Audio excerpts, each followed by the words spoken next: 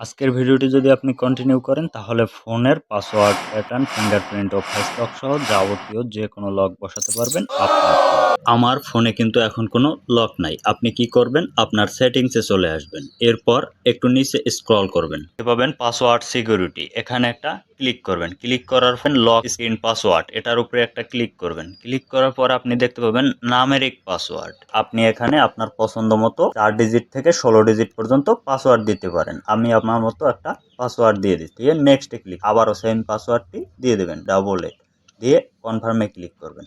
কনফার্মে ক্লিক করার পর আপনি ডানে ক্লিক করবেন, সাথে সাথে দেখবেন আপনার পাসওয়ার্ড চালু হয়ে গেছে। আপনারা দেখতে পাচ্ছেন আমার কিন্তু পাসওয়ার্ড বসানো হয়ে গেছে।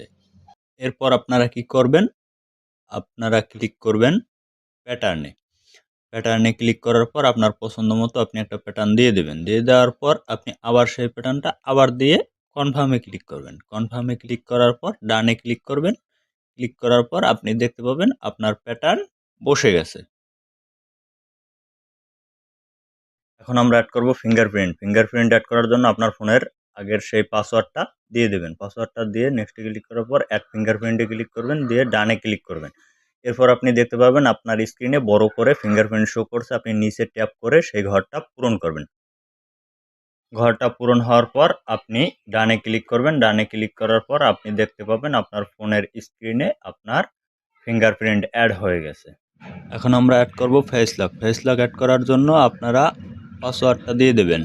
পাসওয়ার্ডটা দেওয়ার পর ইনরোল ফেজে ক্লিক করবেন। ক্লিক করার আপনার 5 সেকেন্ডের মধ্যে আপনার ফেস লকেরই চালু হয়ে যাবে। তারপর আপনি ডানে ক্লিক করবেন, এরপর আপনার ফেসটাকে দিয়ে দেবেন। দিয়ে দেওয়ার পর আপনি ডানে ক্লিক করবেন, সাথে সাথে আপনার ফেস লক চালু হয়ে যাবে। ভিডিওটি যদি আপনার উপকার আসে তাহলে ভিডিওতে একটি লাইক দিয়ে টেক টিউনার জোন চ্যানেলটি সাবস্ক্রাইব করে আমাদের সাথেই থাকুন। দেখা হচ্ছে পরবর্তী কোনো ভিডিওতে। ততক্ষণ ভালো থাকুন, সুস্থ থাকুন। আল্লাহ হাফেজ।